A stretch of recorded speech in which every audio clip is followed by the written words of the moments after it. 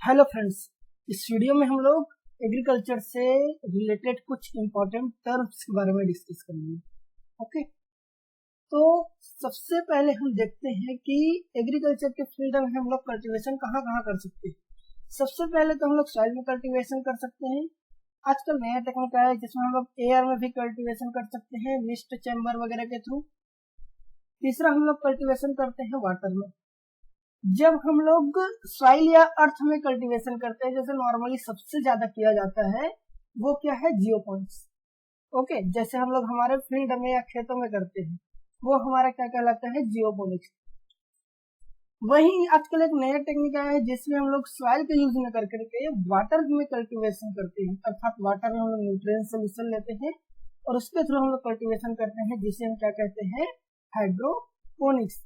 तीसरा, ये भी एक लेटेस्ट टेक्नोलॉजी है जिसमें हम लोग कल्टीवेशन करते हैं एयर में। अगला आता है अर्वी कल्चर। क्या होता है अर्वी कल्चर? के अंतर्गत हम लोग स्टडी करते हैं फील्ड क्रॉप और उसके मैनेजमेंट के बारे में। फील्ड क्रॉप मतलब जैसे राइस, व्हीट, बार्ले, ओट, जौ, ये सब है जो फील्ड क्रॉप है।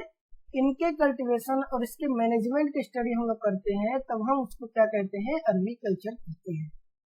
ये क्या है, ये एग्रीकल्चर साइंस का एक अप्लाइड एस्पेक्ट है, अर्थात एग्रीकल्चर साइंस के अंदर हम लोग जो चीजें पढ़ते हैं उसको हम लोग अप्लाई करते हैं कहाँ पर, एग्रीकल्चर में, और इसके अंतर्गत हम लोग फील्ड क्रॉप पर उसके मैनेजमेंट का स्टडी करते हैं। अगला है दो टर्म, असार्टेड सिस्टम और फेलो सिस्टम। ये दोनों एक दूसरे से जस्ट अपोजिट है। कैसे? जैसे हम लोग एक सीजन है, जैसे एक पूरा ईयर है, यहाँ पर हम इसको 3 सीजन में डिवाइड करते हैं। इनमें पहले और दूसरे सीजन में क्रॉप लेते हैं और तीसरे सीजन को हम लोग खाली छोड़ देते हैं। तो इस तरह के कल्टीवेशन को, जिसमें हम लोग भूमि को कुछ टाइम के लिए रेस्टिंग पीरियड देते हैं, उसे हम क्या बोलते हैं, फैलो सिस्टम, या इसको क्या करते हैं, परती पद्धति भी कहते हैं। ओके, जब हम लोग भूमि में कल्टीवेशन करते टाइम लैंड को या भूमि को कुछ समय तक रेस्ट पीरियड देते हैं ताकि वो अपने फर्टिलिटी को नॉर्मलाइज कर सके, उसे हम क्या बोलते हैं, फैलो सिस्टम। वही इसके विपरीत जब हम लोग भूमि में लगातार कल्टीवेशन करते हैं, उसके फर्टिलिटी पूरी तरह से खत्म होने तक, तब हम उस तरह के कल्टीवेशन को बोलते हैं असार्टेज सिस्टम। जैसे कि हम लोगों ने पढ़ा होगा शिफ्टिंग कल्टीवेशन में, उसमें भूमि के अंदर तब तक कल्टीवेशन किया जाता है जब तक उसकी कल्टीवेशन करने की कैपेसिटी या फर्टिलिटी खत्म न हो जाए, और वहां पर भूमि को हम लोग किसी भी प्रकार का रेस्टिंग पीरियड नहीं देते हैं। उस तरह के कल्टीवेशन को हम लोग क्या कहते हैं, असार्टेज सिस्टम। ओके, कहाँ पर होता है ये नॉर्मली रिलेटेड है किससे, शिफ्टिंग कल्टीवेशन से। अगला हम लोग देखते हैं सबसिस्टेंस फार्मिंग और टेरा फार्मिंग। सबसिस्टेंस फार्मिंग क्या होता है? नॉर्मली प्राचीन काल में क्या होता था कि जो फार्मर है वो उतना ही कल्टीवेशन करता था जिससे कि अपने फैमिली के नीड को फुलफिल कर सके। इसी को हम क्या बोलते हैं, सबसिस्टेंस फार्मिंग, जिसमें फैमिली की आवश्यकता को पूर्ति के लिए जब फार्मर कल्टीवेशन करते हैं, यहाँ पर उसको प्रोडक्ट को मार्केट में बेच करके अधिक लाभ कमाने का कोई उद्देश्य नहीं रहता है। इस तरह के कल्टीवेशन को हम क्या बोलते हैं, सबसिस्टेंस फार्मिंग। इसी को हिंदी में क्या बोलते हैं हम लोग, जीवन निर्वाह कृषि। ओके, तो सबसिस्टेंस फार्मिंग या जीवन निर्वाह कृषि क्या है, इसे फार्मर अपने परिवार की आवश्यकता के पूर्ति के लिए ही कल्टीवेशन करता है। इसमें कमर्शियल कल्टीवेशन या जो बेच करके पैसा कमाना ही है, इसका उद्देश्य नहीं रहता है। इसका उद्देश्य रहता है ग्रो इट, अर्थात उत्पादन करो और उसे खुद के लिए ही उगाओ, खुद के लिए ही खाओ। अगला आता है टर्म टेरा फार्मिंग। टेरा फार्मिंग का मतलब है एक ब्रॉड टर्म है। जैसे हम लोग देखते हैं हमारे यूनिवर्स में, हमारे सोलर सिस्टम की अगर हम बात करें तो वहां पर टोटल 8 प्लेनेट। ओके, उनमें से एक प्लेनेट आता है मार्स। जब हम लोग सोचते हैं कि किसी दूसरे प्लेनेट में क्या हो सकता है, लाइफ हो सकता है, तो क्या करते हैं हम लोग, हमारे अर्थ में ही कुछ प्लांट को और कुछ बैक्टीरिया को लेते हैं और वहां पर हम लोग क्रिएट करते हैं मार्स या दूसरे प्लेनेट के जैसा कंडीशन और देखते हैं कि वो कंडीशन पर वो ऑर्गेनिज्म सरवाइव कर पा रहा है या नहीं, ग्रो कर पा रहा है या नहीं। इस तरह का जो हम लोग रिसर्च करते हैं, डेवलपमेंट करते हैं, उसे हम क्या बोलते हैं, टेराफॉर्मिंग।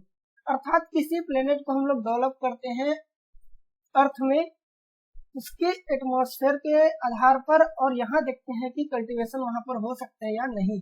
यहाँ पर बेसिकली हम लोग ये सर्च करने की कोशिश करते हैं कि किसी प्लेनेट में लाइफ का एग्जिस्टेंस हो सकता है या नहीं।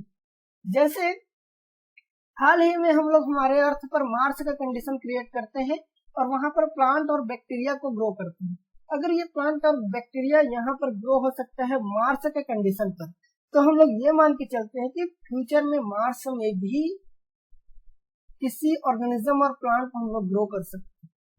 ओके, तो यही क्या कहलाता है हमारा टेराफॉर्मिंग, जब हम लोग दूसरे प्लेनेट के कंडीशन सॉइल में डेवलप करते हैं और यहाँ पर किसी प्लांट को ग्रो करने का कोशिश करते हैं। अगला, ये सारे डिफरेंट टाइप के कल्चर्स आप लोगों ने पढ़ा होगा। जब हम लोग बात करते हैं सेरीकल्चर के बारे में, तो वहां पर क्या करते हैं हम लोग सिल्क वर्म का कमर्शियल कल्टीवेशन के बारे में स्टडी करते हैं। ओके, तो सेरीकल्चर किससे रिलेटेड है, कमर्शियल रियलिंग ऑफ सिल्क वर्म। उसी तरह से सबसे पहले हम लोग यहाँ पर देखते हैं एक्वाकल्चर। एक्वाकल्चर में हम लोग किसी भी प्रकार के एक्वेटिक एनिमल और प्लांट की स्टडी करते हैं।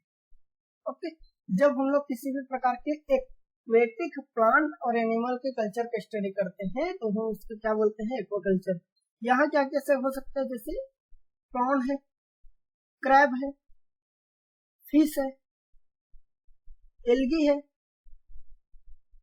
ओके, तो इन सबका स्टडी हम लोग जब करते हैं तब हम क्या बोलते हैं, एक्वाकल्चर। लेकिन जब हम स्पेसिफिकली बात करें फिश के रियरिंग की, तब हम उससे क्या बोलते हैं, पिसिकल्चर, ब्रीडिंग ऑफ फिश या फिश कल्चर, तो हम उसे क्या बोलते हैं, पिसिकल्चर। ओके, लेकिन वही हम लोग एक्वाकल्चर का ही एक टाइप होता है जिसे हम बोलते हैं मरीकल्चर। जब हम स्पेसिफिकली बोले कि मरीन एनिमल के या मरीन फिश के कल्चर के बारे में या के कल्टीवेशन के बारे में स्टडी करें, तब हम उससे क्या बोलते हैं, मरी कल्चर। तो एक्वेटिक एनिमल एक्वाकल्चर के अंतर आ गया। उसी एक्वेटिक एनिमल में कुछ एनिमल होते हैं फिश, जब हम स्पेसिफिकली फिश के बारे में बात करेंगे पिसिकल्चर कहेंगे, और जब हम स्पेसिफिक रूप से मरीन एनिमल या मरीन एक्वेटिक एनिमल के बारे में बात करेंगे, एक्वेटिक एनिमल के बारे में बात करेंगे, तब हम उसे क्या कहते हैं, मरीकल्चर कहते हैं। ओके, तो ये तीनों चीज याद रखना। अगला आता है विटिकल्चर। विटिकल्चर में हम लोग कल्टीवेशन करते हैं ग्रेप, मुख्य रूप से किस उद्देश्य से, वाइन इंडस्ट्री के लिए, क्योंकि ग्रेप से ही क्या बनता है, वाइन बनता है। और विटिकल्चर शब्द कहाँ से आया है, तो ग्रेप का साइंटिफिक नेम क्या है, वाइटिस विनिफेरा, और इसी वाइटिस विनिफेरा से हमारा यह शब्द बना है विटिकल्चर। ओके, एपीकल्चर के अंदर हम लोग क्या कल्टीवेशन का अध्ययन करते हैं, बी कीपिंग या हनी बी का रियरिंग का स्टडी करते हैं, इसे हम लोग क्या बोलते हैं, एपीकल्चर। यह शब्द कहाँ से आया है, बी का साइंटिफिक नेम जो सबसे ज्यादा कॉमर्शियली यूज होता है वो है एपिस मेलिफेरा, एपिस मेलिफेरा। इसी एपिस मेलिफेरा के जो एपिस शब्द है वहां से आया है हमारा एपीकल्चर। ओके, अगला है अर्बोरिकल्चर। अर्बोरिकल्चर के अंदर हम लोग ऑर्नामेंटल ट्री के कल्चर का स्टडी करते हैं, ऑर्नामेंटल ट्रीज के कल्टीवेशन का स्टडी करेंगे। ओके, ऑर्बर मतलब होता है क्या, ऑर्बर क्या है, एक लैटिन शब्द है और इसका मतलब होता है ट्री। ओके, अगला क्या है, अविकल्चर। अविकल्चर के अंदर हम लोग बर्ड के रियरिंग को स्टडी करते हैं, चाहे ये पोल्ट्री बर्ड हो सकते हैं या कोई ऑर्नामेंटल बर्ड हो सकते हैं। जैसे हम लोग बात कर सकते हैं चिकन, ओके, डक है, और क्या हो सकता है, पिजन है। इन सबको जब हम लोग कल्टीवेशन का या कल्चर का स्टडी करते हैं उसे हम क्या बोलते हैं, अविकल्चर। अवी वर्ड भी एवियन शब्द से आया है। एवियन शब्द का यूज हम लोग किसके लिए करते हैं, स्पेशली बर्ड के लिए करते हैं। ओके, तो ये हो गया। अगला है परमाकल्चर। परमाकल्चर शब्द आया है परमानेंट, इससे परमानेंट। परमानेंट का मतलब होता है स्थायी।